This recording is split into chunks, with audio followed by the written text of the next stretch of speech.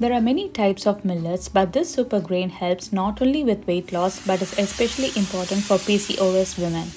It is called pearl millet in English and bajra or bajri in Hindi. You can find this on Amazon and in Indian grocery stores in the name of millet flour or bajri flour.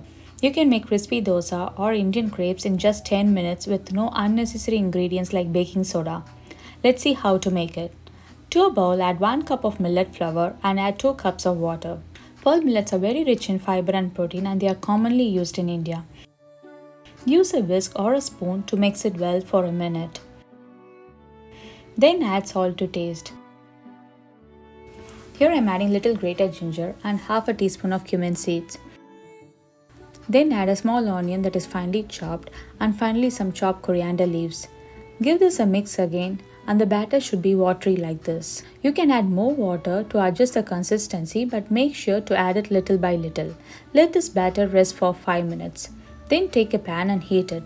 Sprinkle some water to make sure it is hot. Now take the batter in large spoon or ladle and pour around the pan.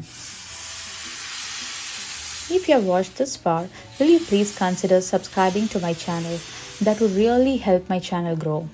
Make sure to fill any spaces with batter. I suggest using a non-stick pan so you can use very less oil. Now add half a teaspoon of oil around the edges. Cook the dosa until the edges rise. The bottom is cooked and brown now. So let's flip and cook the other side. One more thing is that people with thyroid issues should actually stay away from pearl and sorghum flour. That is something you actually need to consider before you add millets to your diet.